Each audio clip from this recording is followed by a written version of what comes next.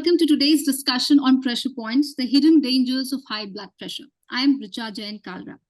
Did you know that 1 out of every 4 adults in India are affected by a silent killer called high blood pressure? The shocking fact is that around 60% of those affected by it are not even aware of it. Common knowledge is that high BP affects our heart, but it has a wider impact on our body. That includes our brain, our kidneys, and even our eyes. To discuss this vital issue, I have an esteemed panel of doctors today to understand how we can detect high BP early and control it to have a healthier life. I'd like to welcome our experts on the panel today, Dr. Ashish Agrawal, Director Cardiology, Akash Super Speciality Hospital, Dwarka, New Delhi. Dr. Madhusudan Asava, Consultant and Interventional Cardiologist, Head Department of Cardiology, Pune Hospital and Research Center, Pune. Dr. Pushparaj Patel, Senior Interventional Cardiologist and Director at Golden Heart Hospital, Jabalpur. Welcome to the show, doctors. First, I'd like to start with Dr. Ashish Agrawal. In simpler terms, Dr. Agrawal, if you could explain us, what do we mean by high BP? So high blood pressure is basically, when we talk about high BP and hypertension, these are two different things. High BP can be just an incidental recording. It can be an isolated recording, and that can be related to any kind of emotional or physical stress to your body. But we define hypertension when we have multiple readings of high blood pressure on separate occasions on multiple visits. If your blood pressure is persistently or continuously high, that is called hypertension, and that needs treatment. So it can always be diagnosed by checking your blood pressure by a simple measurement called as a systolic and a diastolic blood pressure. Anybody can check it at home with the automated blood pressure machines also. And if your reading is continuously more than 140 by 90 at rest, then we call it as hypertension. So of course, once you are labeled as hypertension, you should be treated, and most of the patients, they need treatment for the rest of life. Thank you for bringing out the difference between high BP and hypertension. Dr. Madhusudan, I'd like to come to you next. Why is this called a silent killer? Nice. So look, actually, this is one of the most important messages we try to get across to patients most of the time, because hypertension, we often call it as a silent killer, because in most people, it doesn't actually cause any noticeable symptoms until it's already done significant damage. You know, you can walk around for years with high blood pressure and feel completely fine. But underneath, it's quietly putting strain on your heart, your blood vessels, your kidneys, and even your brain. And like you said, on your eyes too. Now, what makes this dangerous is that this ongoing stress can lead to very serious consequences like heart attacks, strokes, heart failure, kidney damages, and even vision loss. Often the first sign that someone has hypertension is when they actually present with one of these complications. And that's why we emphasize the importance of regular checkups, which is probably the only way to catch it early. But the good news, like they say, is that many of these are manageable. But again, without symptoms, many people don't think to get it checked. So the term silent killer is just not being dramatic. It's actually reality. And I think that's why awareness, screening, and prevention are absolutely critical when it comes to protecting cardiovascular health. Right. How common is high BP in India? Dr. Pushparaj Patel, if you can throw light on this. Yeah. High BP is seen in around 1/3 to 1/4% of population in India. That is around 25 to 30% of adult people, they have hypertension. And it is gradually increasing. And it is not only common in urban population, but also it is equally prevalent in rural population also. And the more alarming thing is that around 60% of the patients who are having hypertension, they are unaware of that disease, and either they are not diagnosed or they are not aware of the disease.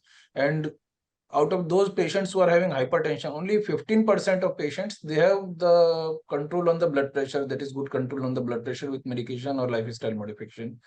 Urban lifestyle, poor diet, stress, and the lack of exercise, they are the major contributors for hypertension. And now the prevalence is equally increasing in rural setting also. Right. Like Dr. Patel said, some things have been enumerated, but Dr. Agrawal, what are the other leading causes that's causing high BP? So if we talk about the causes of hypertension, we say that 95% of the time hypertension is called essential or primary hypertension.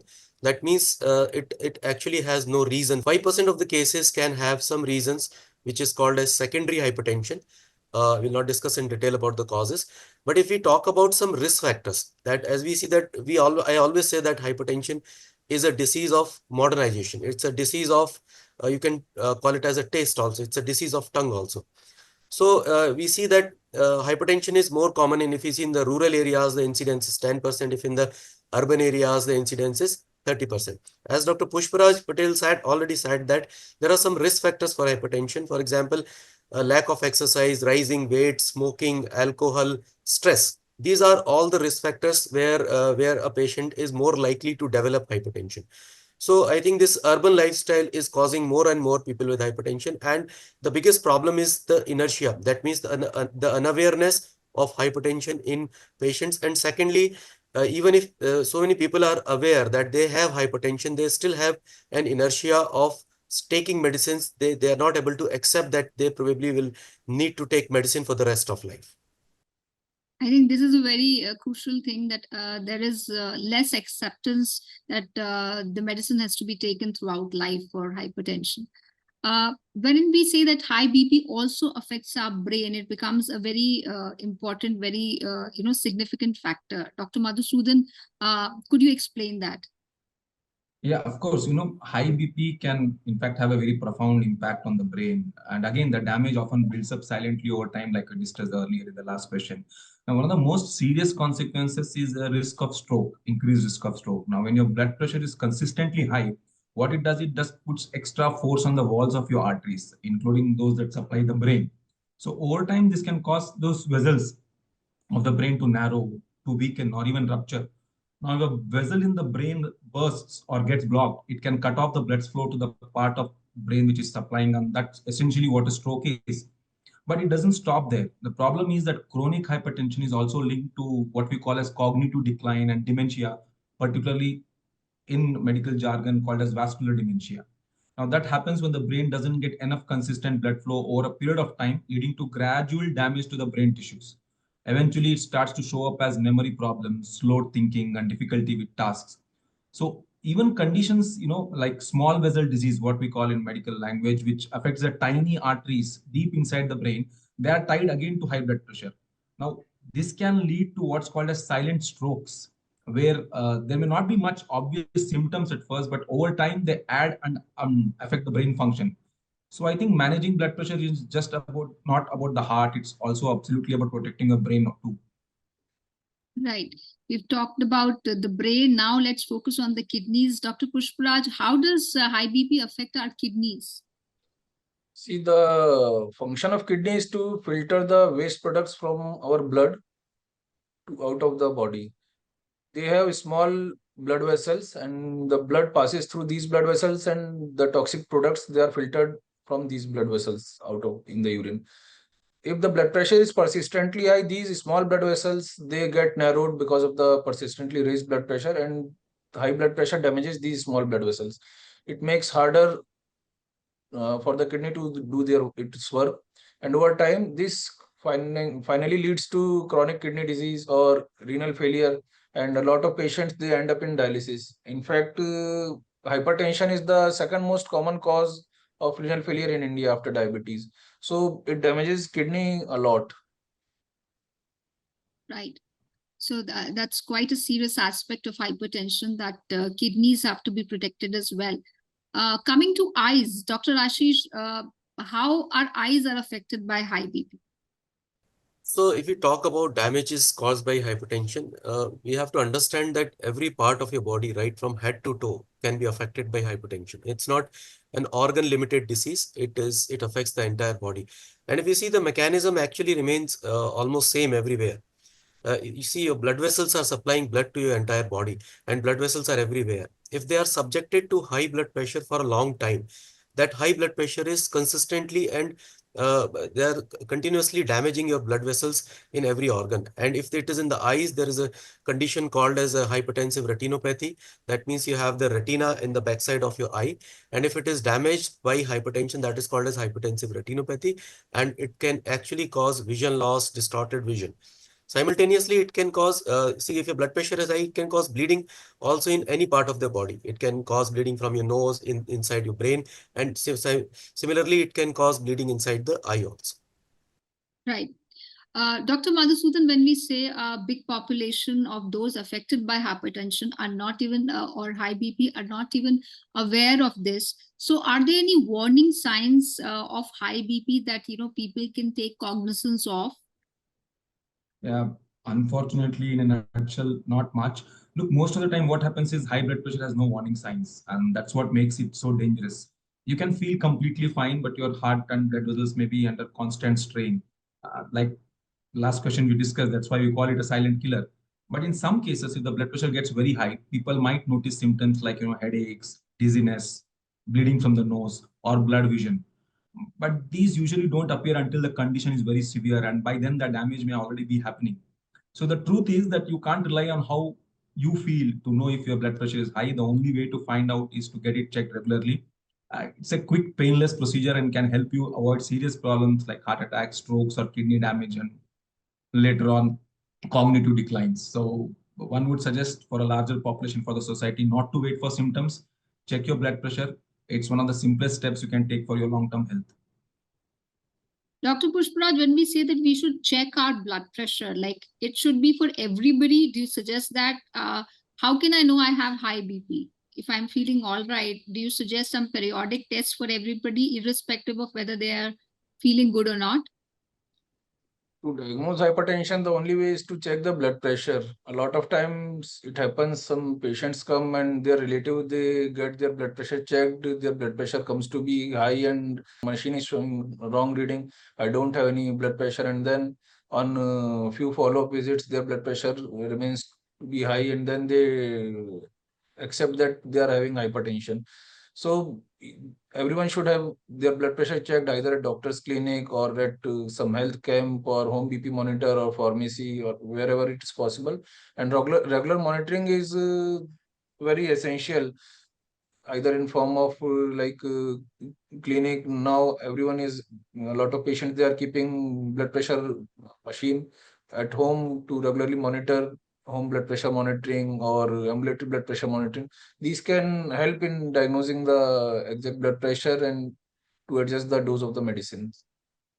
So, Dr. Patel, if one is feeling all right, but for the sake of checking, how often should one check at home with the BP monitors? How often should this checking be done if one was to do it by oneself? If someone is diagnosed of hypertension, initially when the person is diagnosed with hypertension, they have to check like daily for confirmation of blood pressure.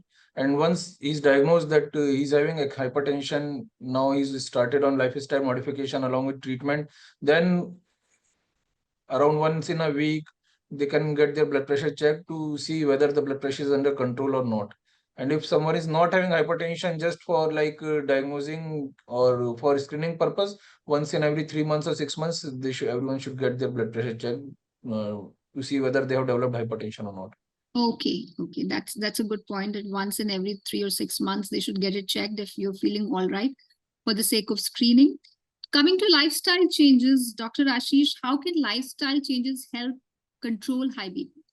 So when we say that hypertension is actually driven by lifestyle, and it is partially a disease of lifestyle. So of course, there's a lot of lifestyle changes where we can actually partially control your blood pressure, right? Or at least you can control your blood pressure with less number of medications. It cannot be said that just lifestyle changes can actually cure your blood pressure, but it can contribute to control. So the most important lifestyle changes is the less salt type. Is you have to consume salt, low sodium salt. In fact, some people are actually replacing their salt with this rock salt or black salt, which is not recommended. You have to take normal iodized salt, but it has to be taken in less quantity, and it can be taken as whatever amount of salt you are consuming in your cooking, that can be used. Your added salt, for example, in salads or these pickles, papad, all these salty canned food, packed food, processed food, these are all highly salty food, should be avoided altogether. Secondly, there are, for example, maintaining a healthy weight, going for an exercise, going for a brisk walk, and doing some yoga, meditation, stress management. These are all kind of lifestyle changes where you can actually control your blood pressure with less number of medications. Or if you have a borderline hypertension, that can be halted for some time by these lifestyle changes. Secondly, your diet should be rich in these fruits, vegetable, fiber, your alcohol and smoking. It also increases your blood pressure. So this can be controlled partially by completely stopping these tobacco and alcohol products. Right. Dr. Madhusudan, a lot of people who are having hypertension and are advised to take BP medicines, they sometimes say we are feeling all right. Why should we take medicines for the entire life? Would you like to talk about that? Yeah, absolutely. You should be taking your medications. Basically, it's like life in general. Feeling fine doesn't mean your blood pressure is under control. High blood pressure usually doesn't cause symptoms like we have discussed so often now. And so you could feel practically perfectly healthy even when damage is quietly happening inside your body. What actually happens is blood pressure medication works by keeping your numbers in a safe range, which helps protect your heart, brain, kidneys, and blood vessels. Now, if you stop taking it just because you feel okay, your blood pressure can rise again, and that increases the risk of heart attacks, strokes, or other serious complications. Now, just to give you a random analogy, you can think it of like maybe wearing a seat belt in your car. Belt because you're expecting a crash. You wear it part because it protects you in case something happens. So I think blood pressure medicine works the same way. So always follow your doctor's instructions even when you feel well, because staying consistent is what keeps you truly healthy. It is disastrous to stop medication just because you're feeling fine. So yes, the answer is yes. You keep continuing taking blood pressure medication even if you're feeling fine.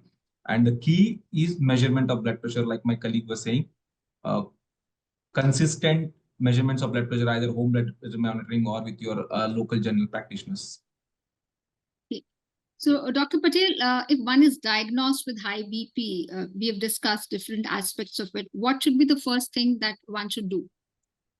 If someone is diagnosed of high BP, as my colleagues Dr. Ashish and Dr. Asawa has already told, they have to start lifestyle modification along with medication. Alone lifestyle modification is not sufficient to control blood pressure. And a lot of times we see that gradually with strict lifestyle modifications, the medicines can later be stopped. But blood pressure or lifestyle diseases are such diseases which cannot be cured permanently. Later in future, sometimes they again require medicine. So they have to like check the blood pressure regularly. They have to visit the doctors regularly and take the treatment as advised, along with the healthy lifestyles. And one of the most important point I feel in lifestyle modification is adequate sleep. That is also very important in controlling blood pressure. That is also a very big risk factor, that lack of adequate sleep. So these are the few things applying which we can stay healthy forever. Thank you so much, doctors, for a very enlightening discussion on different aspects of high BP. And as we've discussed, it's a silent killer, and everybody should get themselves screened for it periodically. And those who have been diagnosed with high BP need to be careful. They need to follow the doctor's advice and follow a healthier lifestyle to help control it and live a healthier life. Thank you so much for being on the show and sharing so much knowledge and vital aspects of controlling high BP.